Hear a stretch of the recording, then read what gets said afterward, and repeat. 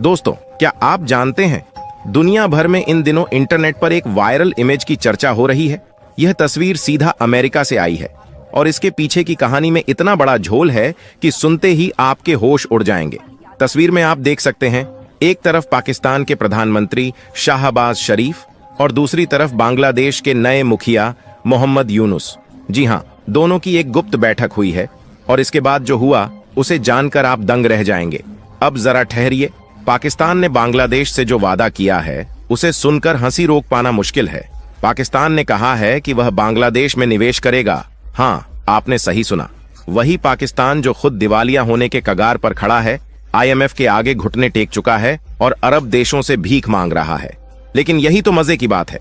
अब तक आपको शायद यही लग रहा होगा कि ये खबर बस एक मजाक है, पर असलियत में इससे भी बड़ा रहस्य है जिसे अभी खोला नहीं गया है। सोचिए जरा, बांग्लादेश जैसे देश जो आज पाकिस्तान से कई गुना आगे है, निर्यात हो या अर्थव्यवस्था, पाकिस्तान से निवेश की बात सुनकर खुश कैसे हो सकता है? और रुकिए, सबसे बड़ा सस्पेंस अभी बाकी है। कहानी यहीं खत्म नहीं होती, क्योंकि दूसरी तरफ सऊदी अरब ने पाकिस्तान को अंतिम चेतावनी दे दी है। अगर उनके देश से आने वाले भिखारी नहीं रुके तो पाकिस्तानियों का वीजा ही रोक दिया जाएगा। और यह चेतावनी सिर्फ कागजों में नहीं, कुछ अरब देश पहले ही पाकिस्तान से आने वालों की सख्त जांच शुरू कर चुके हैं। अब आपको यह सोचकर हंसी आ रही होगी कि आखिरकार पाकिस्तान कैसे अपने 42 अरब डॉलर की भिखारी इंडस्ट्री को बंद कर पाएगा। जी हां, पाकिस्तान के पास 7 से 8 अरब डॉलर का खजाना है, मगर उसकी भिखारी इंडस्ट्री उससे 5 गुना बड़ी हो चुकी है।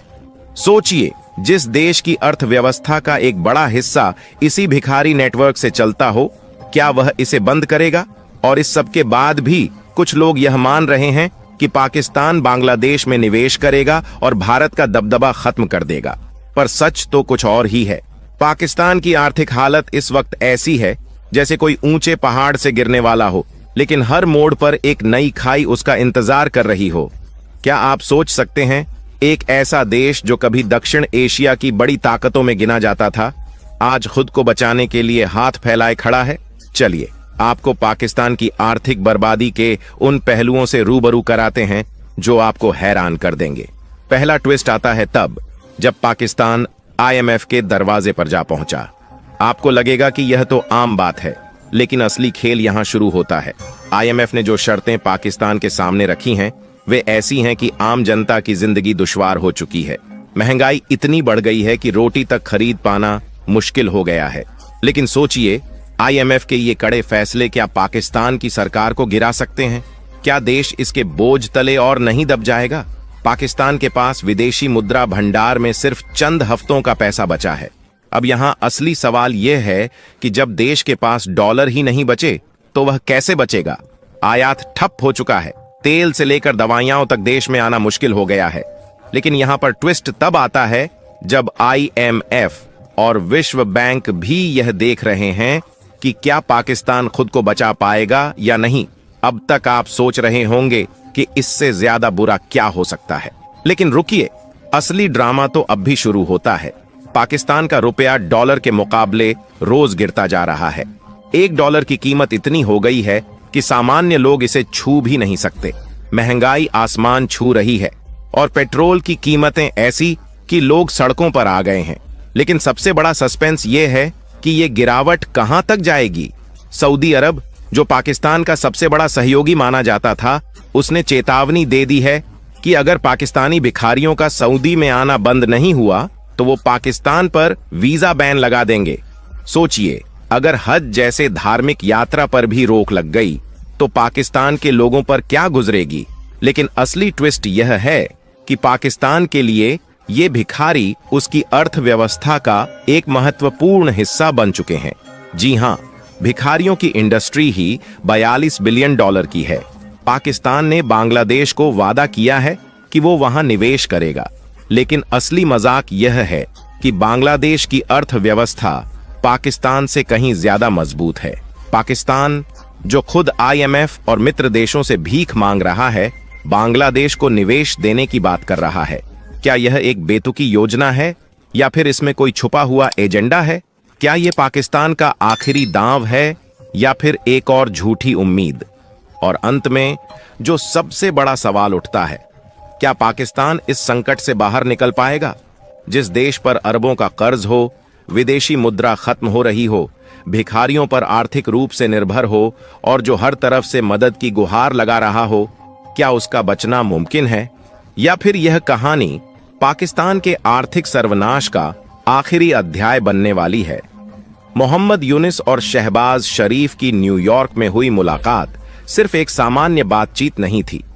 यह एक ऐसे खेल की शुरुआत है जो भारत की नींदें उड़ा सकता है।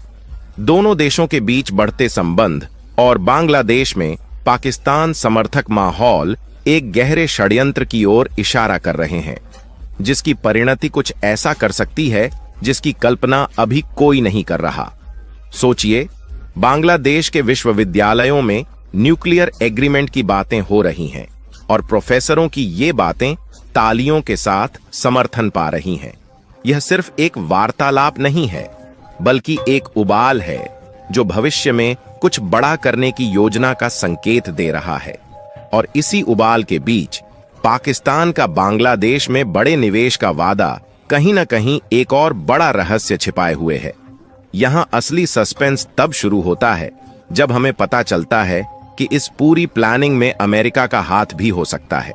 अमेरिका, जो हमेशा से अपनी भू राजनीतिक चालों के लिए कुख्यात रहा है, अब पाकिस्तान और बांग्लादेश को एक साथ लाकर भारत के खिलाफ एक नई पृष्ठभूमि तैयार कर रहा है। यह सिर्फ एक मुलाकात नहीं, बल्कि एक ऐसी चिंगारी है जो आने वाले समय में बड़े राजनीतिक और आर्थिक धमाकों का कारण बन सकती है। क्या भारत इस गठजोड़ से निपटने के लिए तैयार है? क्या पाकिस्तान और बांग्लादेश मिलकर भारत के खिलाफ कोई बड़ा कदम उठाने वाले हैं?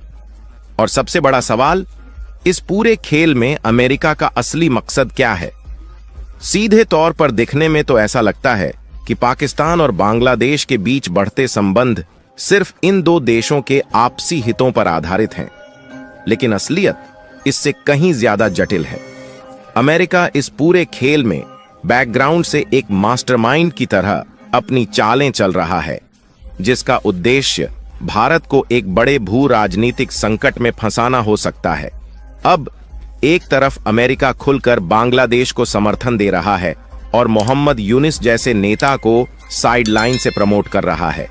दूसरी तरफ पाकिस्तान, जो आर्थिक रूप से लगभग दिवालिया हो चुका है, अचानक बांग्लादेश में बड़े निवेश की बातें कर रहा है।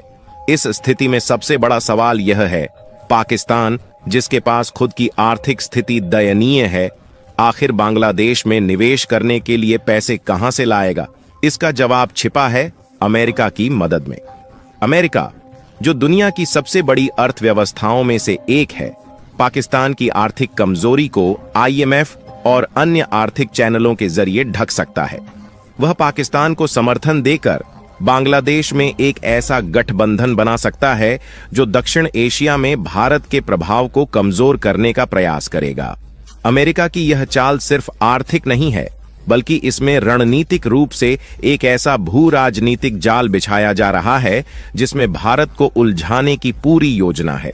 अभी तक हमने सिर्फ सतह को देखा है। असली खेल यह है कि अमेरिका दक्षिण एशिया में अपनी पकड़ मजबूत करना चाहता है और बांग्लादेश और पाकिस्तान को साथ लाकर वह भारत को एक ऐसी स्थिति में डालना चाहता है जहां उसे हर कदम सोच समझकर उठाना पड़े। अमेरिका की यह रणनीति एक दोहरे एजेंडे पर काम कर रही है। पहला, चीन के बढ़ते प्रभाव को रोकना, और दूसरा, भारत को अपने पुराने सहयोगियों के खिलाफ मोर्चाबंदी के लिए मजबूर करना। इससे भारत के पास सीमित विकल्प रह जाएंगे और वह कहीं न कहीं अमेरिका के एजेंडे के हिसाब से कदम उठाने के लिए मजबूर हो जाएगा। पाकिस्तान का भविष्य धुंधला है और इसका अंत क्या होगा, यह देखना दिलचस्प होगा। क्या देश खुद को संभाल पाएगा या फिर यह पूरी तरह से ढह जाएगा?